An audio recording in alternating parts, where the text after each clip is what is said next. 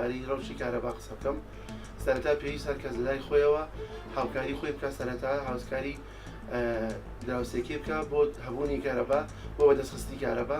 هەر کەس لای خۆمانەوە ئەو ئامەری کە پێویستمان نیە زیادە وەکو گڵۆپ وەکو سیبرێتێکی زایکە ئیشەکە ئەتوانین کەمتر بەکاری بێنین، بە جۆری پێویست بەکاری بێنین، بۆی هەموو هەوڵاتیەک بتوانێت بە ئاسانترین شێوە کارەبای بەدەست بکەوێت و لەم گەرمای هاوینەیە بتوانین یاوکاری یەکتری بکەین.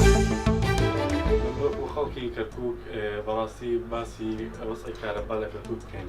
بەڕاستی پێش 16 ئۆکتۆبەر لە ڕووی کارەبا لە کەرکووک هیچ عیبێکی نەبوو. کارەبا لە ڕووی کارەبا زۆر باش بوو، عیبی نەبوو، بەڵام لە دوای ئەم وەسعە کارەبا زۆر بەرەو خراپبوو. ڕۆی بەڕاستی لە ڕووی کارەبا ڕۆژەکە زۆر خراپ بوو.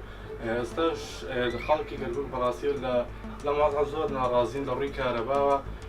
کارەبا بەڵاو ڕوویەکی زۆر خراپ ڕۆیشتووە و خەڵک زۆر ناڕازی لەم حکومەتەکەوا لە کەرکووک بەڕووی ئەبا. کوردستان ملت زۆر لێ چێبوونە، مهاجر زۆر لێ چێبوونە، پەنابەر زۆر لێ چێبوون. فەف پەنابەرانە ئەوژی زەختر سەر حکومەتی دکەن. ئەم دنیا هاوینە، دەرەجەی حەرارەتی زۆر بلند بوونە. فتشکی نەهەسانە ئەنو تە کارەب بینە و تە حیفاظی سەروی کارەبە بێ ئەی مشکلە چێ ببێ.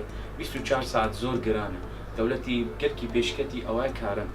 بەس ملتنی وەک ڤانێمەی منطقة شرق الأوسط والدبيجن وزور كين بو دولتي كارن كهرب 24 ساعت سیستمی سیمکار زۆر شتێکی چاکە و چونکە بەڕاستی ڕێلە بە تەواوەتی ڕێلە بە فرۆچوونی کارەبا دەگرێتەوە بە شێوەیەکی قەدەغەکراو، چونکە سیستەمەکە تەنها لای خۆتەوە بەکاردێت و ئەگەر ئەمەش فێڵیە نەکرد وەکو پرۆگرامەکانی دیکە وەکو ئەوانەی دایانە، شتێکی تەواوی زۆر باش دەبێت و سوپاس.